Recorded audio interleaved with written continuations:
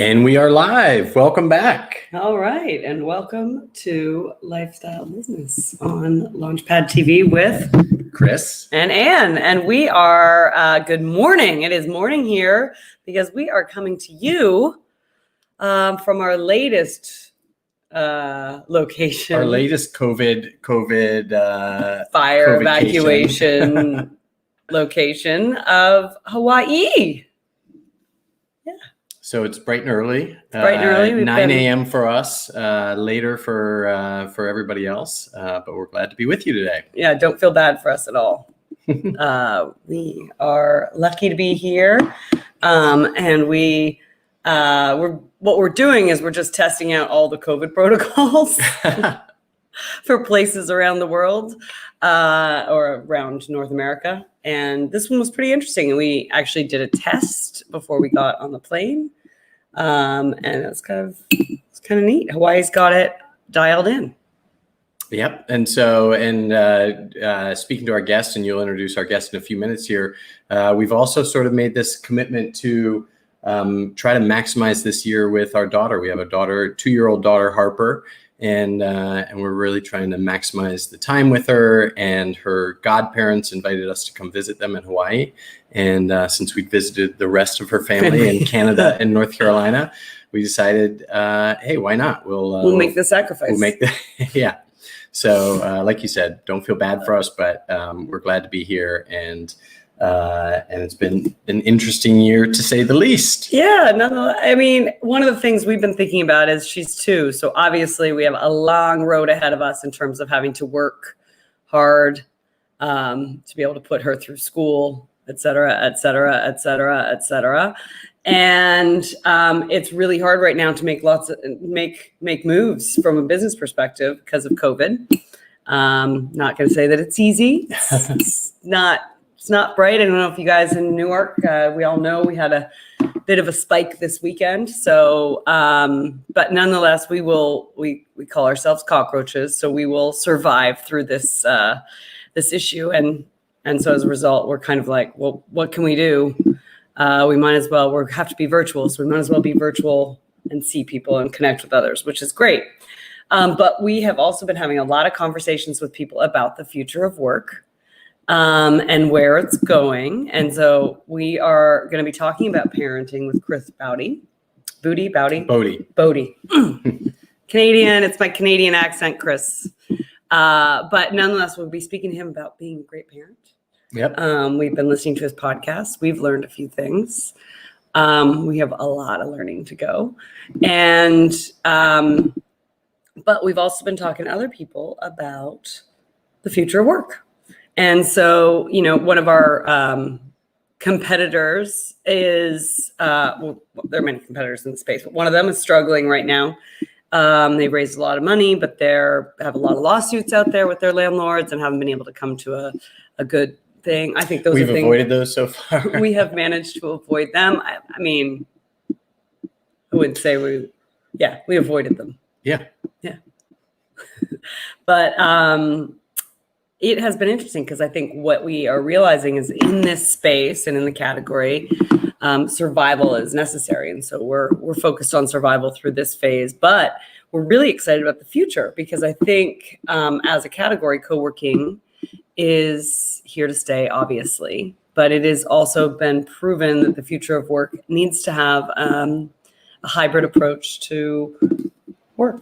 Yeah. I mean, we've been having a number of conversations, sort of future looking. What's 2021 like? What's sort of the return to the workplace look like? Particularly with teams that we know at some of the Silicon Valley companies, Genentech, some of the other big companies, Facebook and Twitter, and it's becoming clear that people are taking a lot during this time. One thing that people are learning and sort of as they're working at home is the commute is a problem, and people don't want to commute for 2 hours to get to work again every day. Genentech has actually opened up co-working spaces at the bus stations where it would normally pick up its workforce and take them to work. And I think most people that we are talking to that are making real estate decisions are thinking, 50% capacity. Teams, there will be much more flexibility, Hot lot desks. of hot desks, bookable space, collaborative workspace. There's the balance is basically we need to see each other in person. We know that's important. We want to see each other in person. You want to see your coworkers. You want to see community. That's actually what Launchpad, that's the foundation of Launchpad is working around people you care about and you like and building community. But does that need to be every day? The compliance oriented, I need to be sitting at my desk 9 to 5. That's sort of out the window, right? That's no good managers in the future are going to manage that way. You want to bring your team together for relationship building, for creativity, for strategy, for planning. But then a lot of day-to-day work people can get done in their own environments, whether that's at home or a co-working space. Right? Well, I thought that was interesting. On the flip side, we were chatting with folks who. The asset manager, let's say, of the real estate fund is like, no, don't worry. Real estate's here to stay. And people are going to need to build culture. And that's what happens in the workforce. Yeah. And what happens in the workplace. And in my 20 years of building culture in companies, the reality is that the office does not create the culture. What creates the culture is how you make decisions, how you treat your employees, how you recognize performance, all of the factors that go into it. The workplace maybe helps it. But it's someone once at Google said, culture and brand is kind of like the core of how we make decisions. So when you go to a restaurant, that's the main meal, right? But the coffee bar and the free food and the free lunch and the shuttles are the bread. You don't go to the restaurant for the bread. You go to the restaurant for the meal. And the meal is really around how we actually work together. And so I think it's easy to paint it and say, oh, culture, well, you need to do that to support culture. And what we would argue is that culture can be created anywhere. And it certainly can be created virtually because it's how you make decisions as a company. But more importantly, what matters now is about building relationship. And seeing your colleague from 9 to 5 is a very easy way to think you're building relationship. And now, like we heard from Ari last week, intentionality about relationship actually really matters, which means you don't have to be in the office, you don't have to be in the same city, you don't have to be in the same place, but you actually have to think about how am I building relationships with my team, with my employees, with my kids. And at the end of the day, relationship matters, and that can be created in person or not in person, but it's certainly not created because we all sit at the same desk from 9 to 5. Right. Exactly. So I think that's one of the themes. And I just, it's always fun when people are like, well, my real estate guy told me that people are going to get back to the office because of culture. And I was like, well, your real estate guy doesn't talk to his customer again after he signs the lease. And we're hearing from our hundreds of customers that life is going to be different and we're not going back to the way it was. And why would we? We get the opportunity to be better parents. We get the opportunity to be better spouses. We get the opportunity to actually take care of our own personal life and have that work-life balance and integration that we've been always begging for. So, the reality is that the future's here. Yeah. So we will survive for the next chapter. Talk to our guest a little bit about that. Chris Bode, he's a technologist, and I think one of the things that technology now, we've had this moment where we all have adapted it. Here we are, we're broadcasting live at a house over Wi-Fi. People are working over Zoom. One of the things he talks about on his podcast is virtual schooling and how that's been going in his family and some tips around that. But let's get into some member magic about the Launchpad communities, and then we'll bring Chris in. Great. You want to kick off?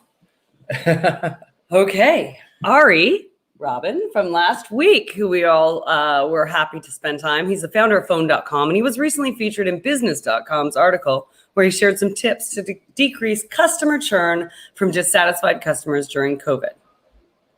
Awesome. And RWJ Barnabas Health has launched an initiative to boost the well-being of its healthcare workforce that includes one of our members, MindRight. They are providing staff and members and their family with access to the MindRight app led by Ashley Edwards. MindRight is a coaching opportunity for teens and young adults to enroll in culturally responsive and trauma-informed coaching programs via text messaging. And she's awesome. And we've talked about this previously. She's one of 20 African-American women who have raised over $1 million. Her startup's doing great. We're so proud of her and excited to have her as a Launchpad member. I feel like we have more news about Ashley every week, and it's new and different news. So. By the way, that's how you know startups are just rocking. When it's just like you hit the news boom, cycle every week. Every week. All right. And then congratulations are in order for founder Tara Williams. Her organization, Brick City Bricks for Kids, was recently awarded one of 10 small business recovery grants sponsored by Columbia Bank. The grants are going to fund personal protective equipment costs, working capital, nutrition programs, and the rehiring of furloughed employees. So congrats to Tara Williams. And let's move over to Nashville. All right. And over in Nashville, we're welcoming in Brian Lasinga from Nitra Security in Nashville. Nitra Security offers a variety of technology consulting services, including IT security, systems architecture, and web development. But they specialize in cybersecurity and data communications, privacy, and auditing. All right, let's do it. Welcome to Brian. And now, without further ado, creative director, technologist, filmmaker, master gardener, Saints fan, and podcast host are just a few of the titles that Chris Bode holds, but none mean as much to him as the title of dad. Chris is here to talk to us about his professional journey in the world of NOLA Tech and how he's merged that experience with the lessons he's learned from fatherhood to turn them into a winning podcast. Chris, welcome. Right. Hello, Chris. Welcome. Hey. Lifestyle Business. It's good to see you. Chris, look, first of all, how long has it been, man? Like, it's been too long, but here's the right. So look, I follow you guys on Instagram. So I haven't seen you personally in 5-7 years, but yeah. I do follow all the antics of you in Canada and the baby. And I'm like, oh, Chris and Annie, they in Canada on a boat. So I am following you guys live very closely. So Anne is really that's great. Introduction. I need to get that in lights over my head one day. So thank you for that introduction. All right, we'll send it to you. Well, that's so great. And Chris, yeah, like you said, we haven't seen each other in person in a while, but we go back a long way. You know, both of OG part of the New Orleans tech community way back when, post Katrina, Net Squared. So it's a pleasure to be back with you, and has been fun. The feeling is mutual. I've loved watching your career and everything you're doing, and I particularly excited about your Becoming a Great Dad podcast because I'm recently a dad. I know you're a father. And I've been listening to it and enjoying it. So I thought I was the dad. Why are you the dad? Oh, I'm the. No. Well, I think it's applicable for all kinds of parents. It's not dad specific, but it is helpful to be a great dad. But tell us a little bit about sort of the genesis of this and what you're doing with it, and we can get into some of the specific topics. Yeah, no, sure. Well, and like you were saying, Ann, because of COVID, I think that a lot of us have realized, that there was a shift, and the shift really was for me in that and this was starting back in March, right? I started to work from home, and because I work in technology, a lot of the work that my staff and I do, we can do, if not 99%, more 100%. So I was finding myself just having just a bunch of extra time on my hands, right? There was no commute, right? I could get up at 7 o'clock, exercise, yoga, walk the dog, and still be on time for virtual work. And so the genesis really came out of one thing I noticed was that, the more and more time I put into my career for technology, I also have to balance that out with being creative, right? So I'm a pure computer science, technology guy, web designer guy, very logical, very left brain, but I have to balance that out with creative projects so I feel fulfilled, right? Me getting up, going to work, that serves a purpose. Like, I truly believe my purpose in life is to help people, and my skill set is technology. So I love helping with technology, but that's a purpose. I need fulfillment. And the fulfillment for me was, for example, doing things like the Bodie Gardens, where we had COVID and downtime, and my two sons and I started a backyard community garden. And then out of that, I said, well, what else can I do to put this fuel? And the genesis of this, Chris, was I really wanted to write a book about fatherhood some years ago. And my wife, you may have known, super intelligent, super talented, told me, I don't think it's a good time yet. And I've been married now for 7 years, and I've learned when your wife speaks, you listen, right? So I said, got it, babe. I'm gonna take the heat of it. But the book idea kept itching at me. And so I woke up one day and I said, you know what? I could really take all this knowledge, right, that I have about fatherhood, and maybe I could use a different platform. And the podcast, I previously had done podcasts before, so it was natural for me. So I said, I'm gonna try this podcast platform. And I tell people I personally can really bring, right? We have 4 kids.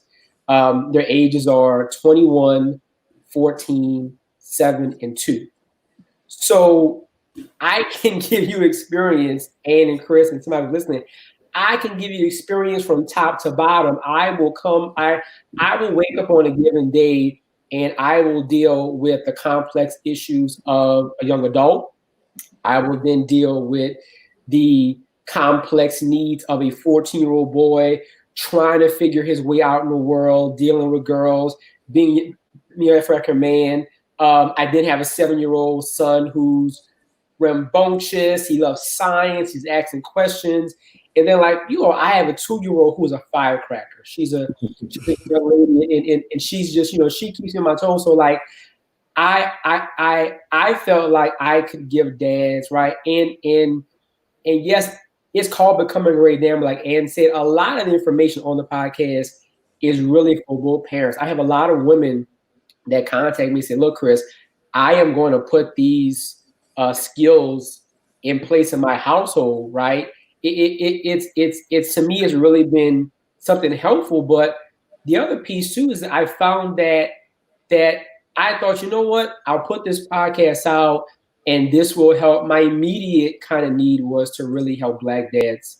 I think as African-American men, we really struggle sometimes. There's no book, there's no workshop. As men in general, we don't really like talking to each other. So my niche goal first was to reach Black dads, but it has then spawned to just everywhere. I've even had on my previous, I think, show, there was a dad from South Africa, and he sent me a message, and he was just so elated that I was able to share the wisdom with him. He was a new father, and just to know that this podcast is reaching across the states is phenomenal.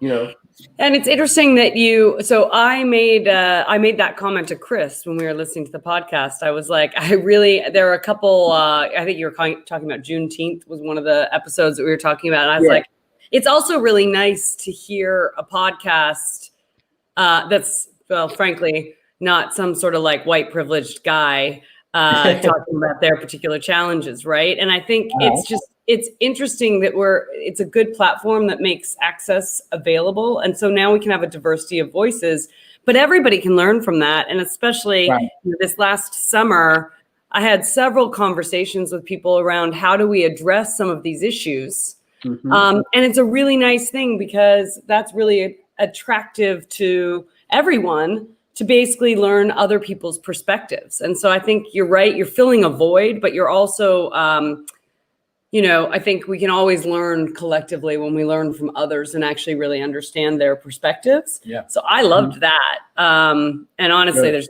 so many of there's so many books out there. You should write the book, but now what you can do is you can take the podcast, turn it into the book, and you don't have to go into a cave every single day for. And that's exactly, and that's exactly what happened. About, I would say, so I think right now I'm about 9 or 10 episodes in, and in the middle, I said I could just take the notes from the podcast, make it a book. So like, right. I actually started the process of and I wrote and so far the goal for me is I want to come out with probably at least 2 seasons, 24 episodes, and then take the episodes and then in the book really expound on the topics. The podcast, I mean, really, right? We don't have enough time in the podcast, but the podcast is really there for parents and for dads and for moms to get information. I tell people I'm not a podcast listener, right? It's funny, I don't listen to podcasts, but I do know as a technology person, I like to get information, get it out, right? My podcasts are 30, 40 minutes long. I'm getting right to the point, but I also want to give you, and this, Chris, kind of comes from my old days of being the IT project manager. I want to give you some action items to take away that you can actually do in your home when you stop listening until next time. But I want to use the book and to really go more in depth because I think a lot of topics, and just talking about the one of how you create family culture, right? I think there's a lot of topics where family culture and tradition, I think for our generation, was just something that just happened. But like you said, we now have to be more intentional about that. And we have to be more intentional in this day and age where race and gender and all these things are at the forefront. We really have to be intentional about how we teach our kids. I strongly believe that the things that are wrong with the world, that's a learned behavior, you know?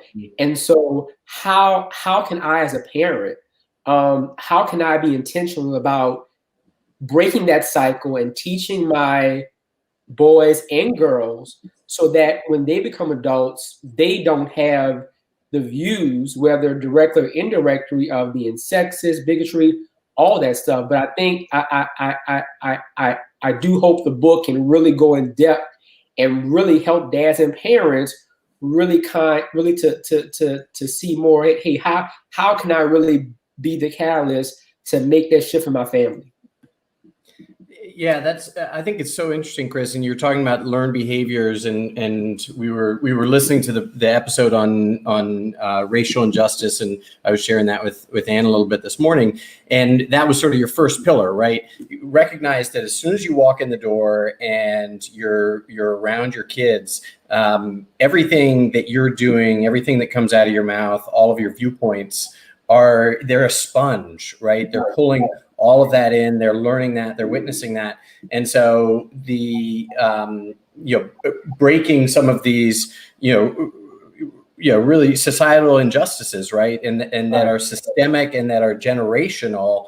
A great starting point is with our own family, right? With our own children, with our own daughter. And to your point, and you made this point in the podcast, that's not only the responsibility of you as a Black father, that's also the responsibility of me as a white father and us as a white family to have the same conversation with Harper. And we've talked about that with other guests who have been on the podcast this summer. Mitch Landrieu said, that it's really important, with where we are right now, that, white families are having these conversations because Black families have been having them for years. Black families, you talk about your son, how you say, go ride your bike around the neighborhood, but I need to talk to you about what you're wearing, even wearing a hoodie, those kind of things, it's unfortunate, but you're forced to have those conversations because you're a father and you want to keep them safe. Which is why we have to have the conversations too. Yeah.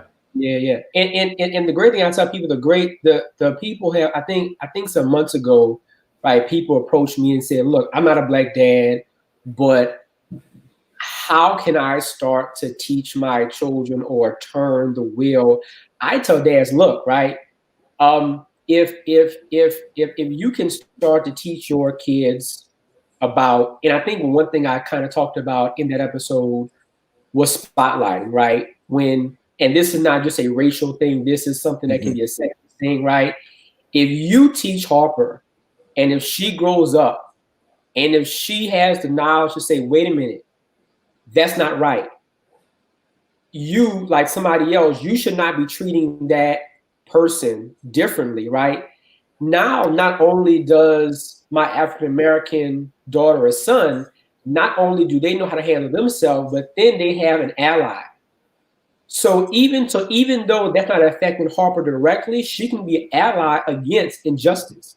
She can stand up and say, "Hey, wait a minute, right? I was taught differently. You shouldn't treat people differently because of this." Those are the kind of things, and I do try to tip the conversation specifically towards Black dads, but I also remind people that these lessons can really be utilized anywhere. Right. Well, and I think there's also a notion of, you're right, which is you have to consciously teach the lesson and then you have to live the lesson, right? And Harper's not going to be, we'll just pick on Harper. Harper's not going to stand up and be that person with the spotlight and that ally if we also don't, right? It's one thing to say, be nice to everyone and everyone's equal. But if we don't actually go and do the same thing and challenge and choose our friends because they also, and challenge our friends when they don't necessarily understand or see that. Like we all share in the fight for any of these issues. And we need to show Harper that when there's an issue about race, gender, just bullying, anything, that we actually have to stand up and advocate and be the supporter, point it out and support the other person. And I think it's interesting because just doing your podcast, it's probably causing you a moment where you're not only doing it, but then you're internalizing it, you're demonstrating it, and you're actually acknowledging the work you do, which is really kind of cool, right? Yeah, no, I know. I can't tell you how many times I recorded an episode. And look, I always on the episodes I try to be transparent, right? Right. I am learning still to be a great dad, right? But there are times when I record and say, yeah, I really didn't do a good job. I preached it to other dads, but I need to go back in my little toolbox and make some notes for Chris Bodie. So like I definitely had those epiphany moments, but it's also and so I think I talked about this, I think in the beginning episodes, in the book actually, and I've written the first chapter of it. I spend a lot of time and I talk to a lot of dads, and their first question is like, "Hey Chris, like what can I start doing like now, like today?" You've been right. And people always think it's, spend more quality time. Look, I'm like, no. I'm like, you need to spend some weeks and some months on the internal growth of you, right? I spend a lot of time in the book talking about the first step to becoming a great dad is looking inside yourself and really laying that out and saying, wow, these are my flaws. Where do these flaws come from? What are my hangups? What was my dad like? What was my learning? What was my environment? Because if you try to just jump in with your knowledge and not dissecting yourself, that is false faith. So like I spent a great deal of time picking apart. I mean, even in going back to the podcast about the injustice, I talked about a story about my grandfather. My grandfather, was 65, grew up, he was born in the 30s, grew up in a very racially charged time. And so my grandfather, unbeknownst to him, would say words and would say demeanor that I later learned were wrong. Like he was saying races that were wrong. And so I started to realize, wait a minute, did I pick up some of them views from he's my grandfather. To me, he's a hero, but like the way I view other races and people or the words that I say around my kids, not around my kids, or the jokes I tell, right? Do I have a warped view of things? So like I really had to dissect myself. And there's a lot of personal growth again, right? Moms, dads, all parents, there's a lot of personal growth that you have to start. And really I think the first page of the book says, look, this is work, dads. If you are not ready to work on yourself, put the book down, Thank you for buying it. but I appreciate the sale. But if you are not ready, this may be one of the hardest things you do in your entire life, because you have to work on that personal growth of yourself before you can even talk about going from from good to great. Yeah. I mean, it's interesting because you can often think about like a business book or a parenting book as a series of tips and tricks to help you sort of solve the problem. And here's the best practices that you might want to do. But actually, at the end of the day, so much of ourselves just comes through. And so you can do all the right tips and tricks, but if you're not sort of thinking about what your presence is and how you're projecting, it's going to be challenging. My book, sorry, I'm just going to interrupt Chris for a second because that's what I do. But my book would be all the things that I probably should have done differently. I think I'm going to rename the first chapter, and the problem is you. Chapter 1. The problem is you, Dad. Well, Chris, I love that, and again, that's that same episode as the story you're telling, and I actually love you're a very good podcast producer because I love the story time. But it makes it very personal to hear about your own experience and the story about your grandfather and the injustice that he went through, at the deli, and listen to the podcast and you'll hear that story from Chris. But let's shift to another topic. Let's talk about family meetings. I'm guessing my mom is watching, and one of the things that my mom was always very good about, and both my parents, but about calling sort of family meetings. Mm-hmm. And you talk about family meetings in one of the episodes. And can you just sort of talk to us about the importance of family meetings? Maybe some of the things that you went through in the episode. It just seems like, especially as maybe we're a little early for meetings with Harper. We're looking, but at some point, like sitting down and really having these. We kind of do one-on-ones. And one of the things that struck me that you talked about is you don't make it like a business meeting where there's an agenda and like here's the tough topic we're going to try that. You open it up very warmly and conversationally, but then you slip stuff in that's really important, right? There you go. So I think first, right, let me kind of explain my family dynamics for the viewers, right? So we got married 7 years ago. I already had my son Chris Jr. My wife already had 2 children, Heaven and Emmanuel. And then we had a young girl, Mina Khaleesi. So for any Game of Thrones fans, I did name my daughter Khaleesi. Her first name would have been Khaleesi, but not her middle name. Anyway, a little nerd fact of myself. But we walked into this relationship as a blended family.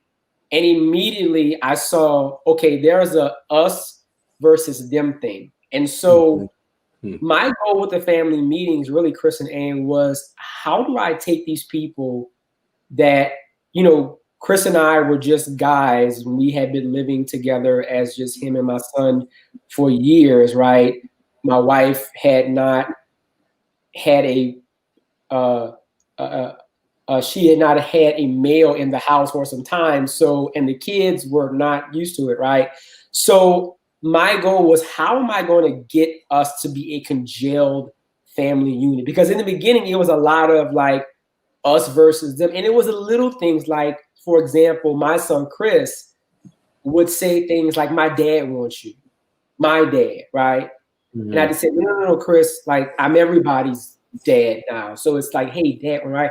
And so the family meetings really became a way, first of all, right now in the house, we have 6 people. So the family meetings became out of necessity. We've got 6 different schedules. So I want to make sure everybody knows everybody's schedule. But then also too, we're super busy, right? Like I work full time. I'm in my career in technology. My wife, she's an entertainment chef. She works California, New York, flying around the country. Our kids are in stuff. And so the family meetings for me became a time to pull everybody in. Now, as Chris said, me being IT professional, I said, look, we're going to have an agenda and the meeting will be 20 minutes. We're going to talk about these topics. And that was hell.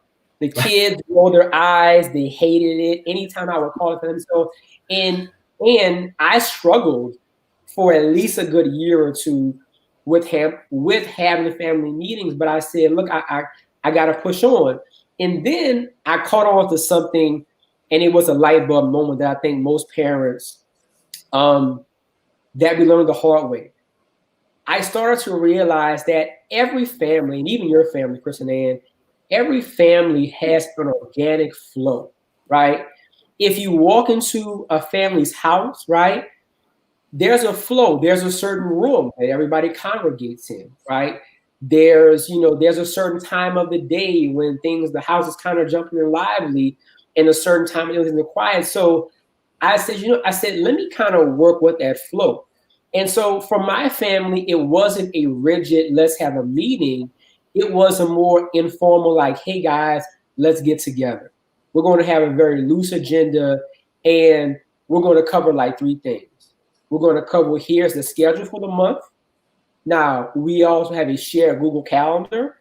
So I'll be like, hey, you got baseball practice, soccer practice, your mom was going out of town for a weekend and like that. The next thing is that we try to, and this is not a thing where we're using it for correction, but it's what can we do better at? But really, to a parent's eyes, it's like, hey kids, we need you. So like for example, we sometimes have problems with the kids not cleaning their rooms properly. Okay, that's a great time to say, look, right, not fussing at you, but let's talk about the why. Why does mom and dad want you to have a good room? Why am I trying to teach?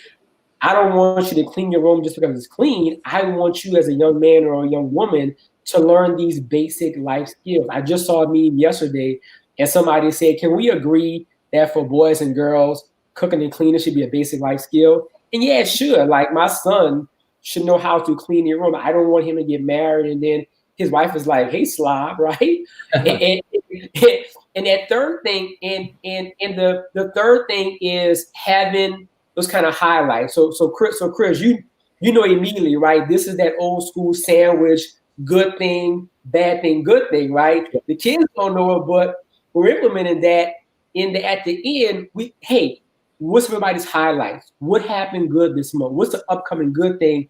And so what I found, y'all, is that over the course of time, following that organic flow and having those family meetings. Now, every family meeting ain't peaches and cream. Mm-hmm. There's some family meetings where we have really difficult conversations. But the beauty in that is that over time, we got closer and closer, and the line between them and us disappeared. There was no them and us. There was no my dad. It was, hey, we are the family, right? And so if something happens, as a sister, brother, mom, dad, I got your back. So, and I talk about in the podcast is that, man, the importance of these family meetings aren't just, for us to get together, but they're to celebrate your children. They're to put down the tablets, put down the phones, put down the Wi-Fi. Let's connect. What's going on with your life? It's even passed down family traditions, right? That there are stories that get told, there are things we laugh about, and there are traditions that happen that hopefully when my kids grow older, they have their own family meetings. So now we're starting a generation of goodwill that's passed down. That's great. Yeah. It's really, setting the culture of the family, right? That's something you talk about on the podcast. There you go. All right. I have one more topic I wanted to cover. And I, honestly, I'm going to put the website back up again. That I really have enjoyed listening to it. So I'm going to encourage everybody to go check out the podcast. But we have talked on this episode, and we've actually had some guests talking about schooling and kids in school during COVID and the challenge with that. And you have an episode that you talk about that. And I'm just curious if you'll share some of the things that you shared on the podcast and what you've learned as kids are, at home, and it can be stressful. They're engaging on technology. I just thought some of the things that were really interesting, you even talked about, setting them up in the room and having snacks, like as if you were sending them off to school. And, if you kind of share some things that you've learned through this very unusual time that we're going through with your kids. Yeah. Well, so first thing I think I talk about too is I think as parents, I think we have to address as parents that this virtual COVID thing is a paradigm shift. And as parents, it is okay. It is okay to be frustrated. It is okay to, we are used to having a break, right? Our kids go to school and they're with someone else for 78 hours a day. And a lot of parents say, Chris, I don't know if I could do this, right? So just identifying that it's okay. Everyone is struggling to figure out what's the best setup. Now, what I've talked about for me, and this kind of goes back to even pre-COVID, okay, well, how, again, right, what's that organic flow, right? How can I make this work for my household and kids? The very first thing you got to do, and regardless of COVID or in school, every semester you got to set the expectation. One of the family meetings we had, and my wife actually, and this was some years ago, she was going back to school to finish her degree up.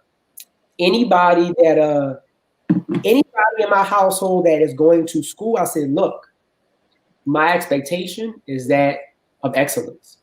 That means that you're going to be getting straight A's across the board. Now, if you don't get straight A's, let's say you get a B or C, I'm not mad, but we need to sit down and we need to talk about what challenges you're having. Why are you getting a C in math?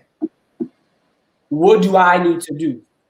Do I need to spend more time with you? Am I not, what do I need to do to get you up to that A, right? And I've found, y'all, that every semester, if you give a child a bar to try to reach, they're gonna try to reach it. Primarily, they're gonna try to reach it because of that internal need to impress their parents, right? Mm-hmm. But when you set the expectation, children inherently want to prove themselves, and you can utilize that proving in a good way. You want to prove yourself to me? Here's what I expect of you. Now, if you just have kids that just go to school and they have no expectation and they get straight C's, they're like, hey, I got C's. What's wrong with that, right? So the first thing I talk about is just having the expectation. The second thing too is just making sure you have the resources. And by resources, I mean, look, kid needs iPad, tablet, laptop. And I get that there's a cost around that. And I've even told parents, look, like, even if you have to, go get a tablet with a keyboard or one of those $199 Chromebook things, right? You've got to give them the resources to be able to succeed. And you have to know your kids, right?